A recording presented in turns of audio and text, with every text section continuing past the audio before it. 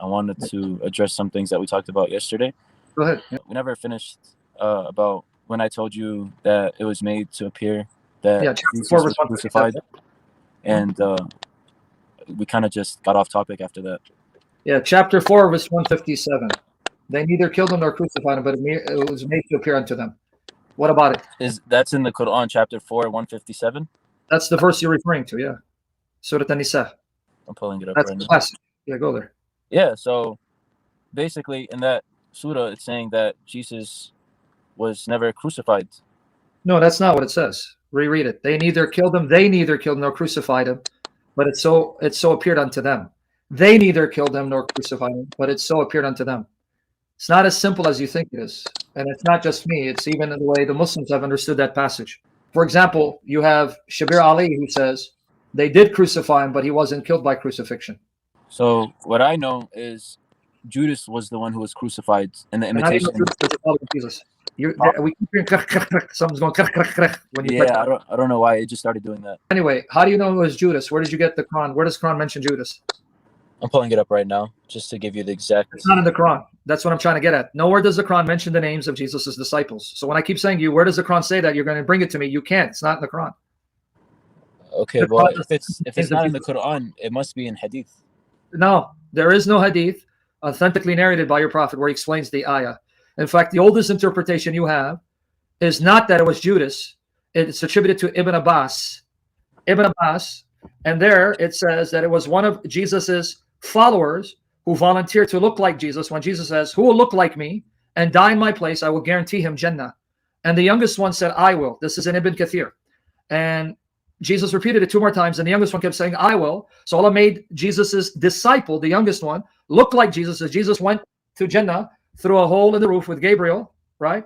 And the young disciple looked like Jesus. He was killed. So this view of Judas is not the oldest one. The oldest one is found in Ibn Kathir, attributed to Ibn Abbas, is that it was a follower of Jesus who volunteered to look like Jesus.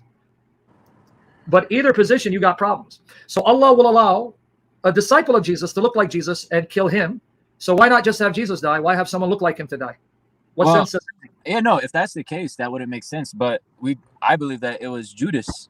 Judas was the one who Judas is the one who backstabbed him. So he's the one. How do you know he backstabbed him? Where did you get that from? This is what I learned from the past. I learned that past? Judas. What sources? I can't tell you exactly where, but from my knowledge, there is no evidence. I learned that Judas was the one who told the Romans where Jesus was. Yeah, and the same sources that told you that say that it wasn't Judas, because then the Romans took Jesus and they beat him, flogged him, and nailed him, and Judas hung himself. So you can't choose certain sources to show that Judas betrayed him, but ignore the same sources that say Judas then hung himself out of guilt and Jesus was killed. That doesn't make sense. So basically that comes from the Christian scripts. Yeah, and what scripts do you have older than the Christian scripts? What's that? What other scripts you have that are older than the Christian scripts? You have none. The only sources you have about what happened to Christ in the first century are these Christian scripts that you call them, the Gospels and the letters of the New Testament. Everything else will be 2nd, 3rd, 4th centuries, and even those sources don't say Judas.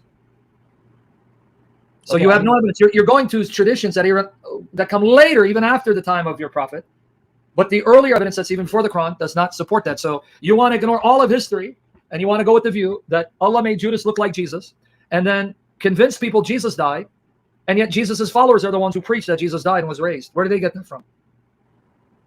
You said Jesus' followers? They went around preaching that Jesus was killed and was raised from the dead and appeared to them before he went to heaven. So where did they get that from? No idea. Isn't that from the Bible? That's from the earliest records we have. The Gospels, the letters, even if you don't accept them as inspired scriptures, you don't need to. You don't have to believe they're wahi. When an historian wants to examine the life of Jesus, he has to go to the earliest sources. And this is what historians do. I'm not making it up. You can go to YouTube, the earliest sources on the life of Jesus, and they're going to tell you it's the Gospels and the letters of Paul. And when they examine them, they apply what's called the historical method, principles to determine whether this happened or not. And on those historical grounds, even an atheist scholar like Bart Ehrman will tell you that we know for a fact Christ was killed. We know for a fact that his followers believed they saw him alive physically and was taken to heaven physically, and they preached that. Now, he doesn't believe Jesus was raised because he's an atheist. But he goes, but we know for a fact he was killed and that his followers were convinced they saw him alive physically and he went to heaven. So where are you getting Judas? I don't know. When even historical scholars who are skeptics, atheists, will say it is a fact he was killed by crucifixion. That's one fact we know for certain.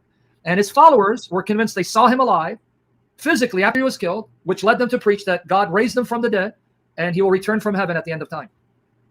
So where's your evidence that's earlier and more reliable? You have none.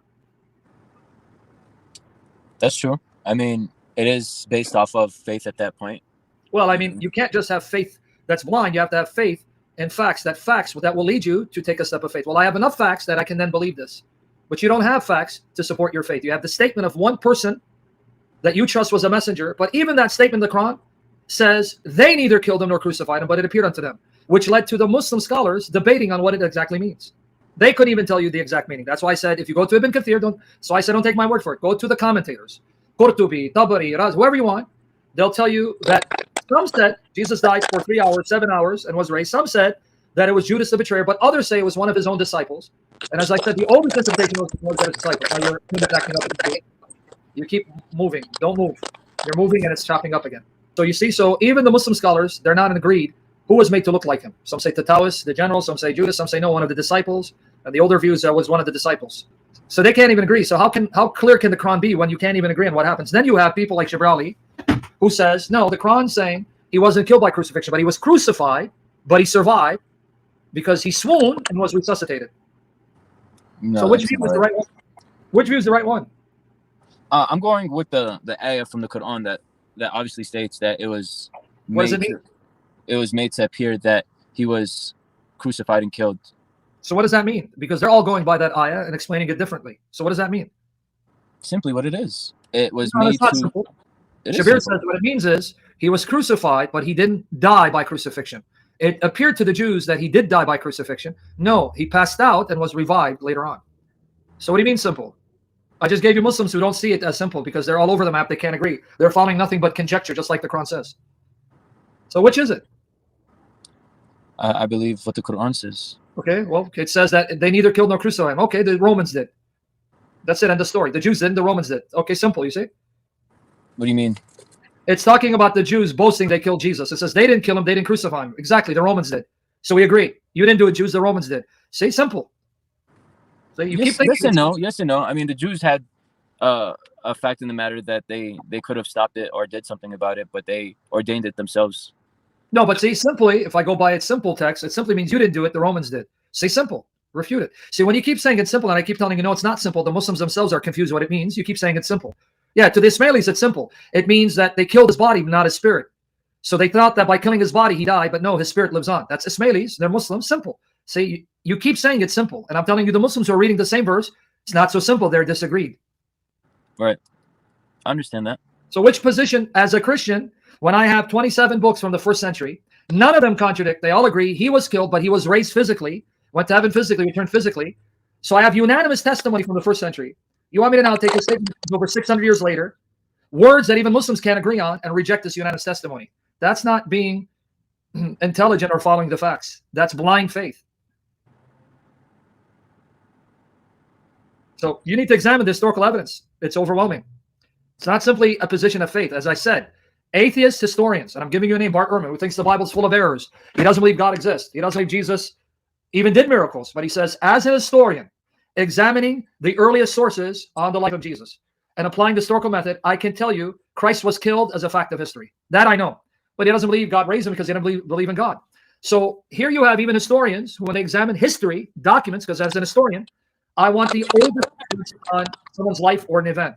The earlier the record, the greater probability it is reliable. And they'll tell you the earliest records are the letters of Paul, some of them written around 50 AD, and the Gospels. So we look to them to see what happened. And they don't believe everything in these writings happened. They say some of it is embellishment. But by this method, we go, oh, this happened. That happened. That didn't happen. This maybe happened. And he'll tell you that we know for a fact in history Christ was killed. That we know. Yeah, so Jesus was confirmed by eyewitnesses that he was dead. And so you admit eyewitnesses say he died? There was eyewitnesses that seen a man that resembled Jesus. And that's not what the eyewitnesses said. His eyewitnesses were his followers. Peter, Mary Magdalene. Right. These were his followers that said he died and we saw him alive. But these are the followers that Allah said were believers and were empowered to be victorious. So he deceived them? He made it so where people thought that he was killed. Yeah, but it's not people, it's Jesus' followers, the Hawariyun, that the Quran says. Yeah, but he made Well, he everybody. deceived them? He made everybody think that he was dead, because if he gave just his group the truth, they would have got killed too. Okay, so you're admitting that Allah deceived the disciples into believing Jesus was killed and then was raised from the dead, and they went and preached that. I don't want to call it deceived, but what do you call it if he didn't die, but he convinced them he did die and was raised from the dead, and they went and preached it? And then they ended up going to prison and being killed for that anyway. I mean, you don't have a problem with that? Why would God deceive me if I'm a faithful follower into believing something didn't happen, and then I go around preaching it and I get imprisoned and eventually killed for it? Because many of them got killed for preaching Christ was killed, but he's been raised and he's alive. How did that save them? That didn't save them. That got them in worse problems. This is a problem, man. Because they're preaching that he was still alive?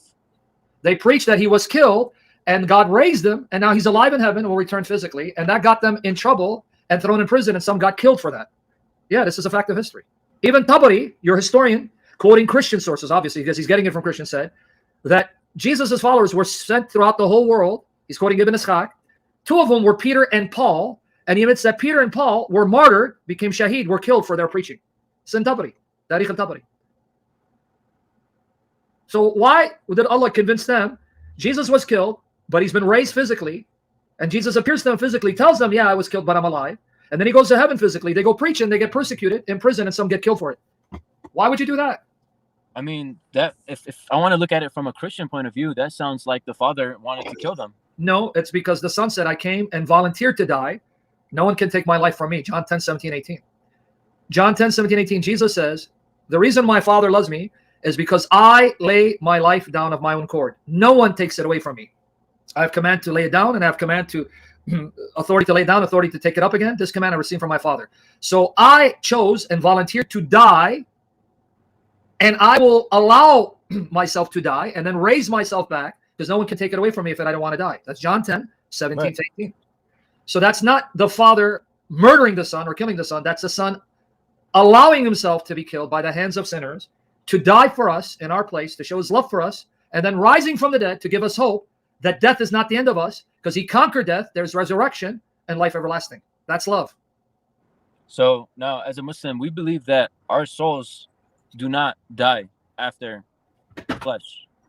Yeah, I know that you believe you live, you're in the grave, Barzakh. But how do you know that?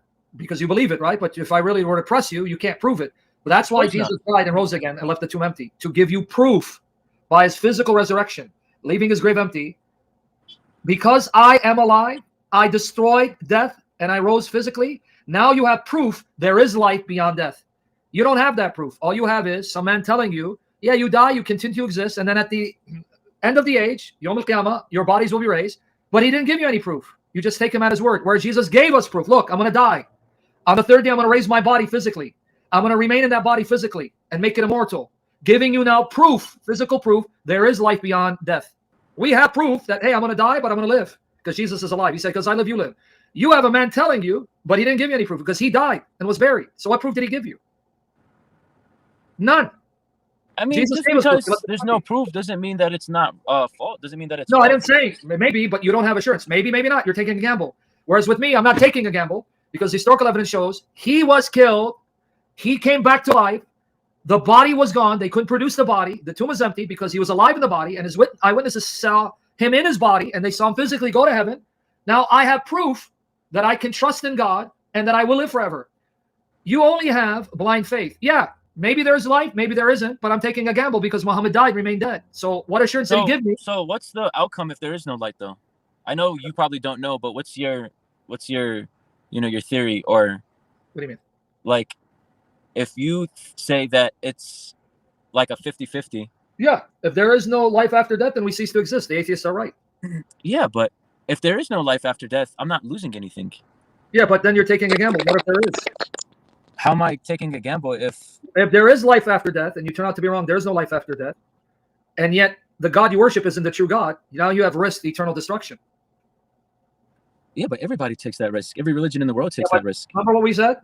To have faith in facts that are demonstrably true makes more sense than having blind faith and having no facts for trusting what this person says. So yes, it's faith, but I have facts that God has given me that when I take this step of faith I'm on strong grounds because Jesus came to the world. He died, left the tomb empty. So now I can have faith because of what he did to show me that it's not blind faith, but I'm placing my faith in evidence that God has given me that's good enough to lead me to make that decision to trust Christ and not someone else.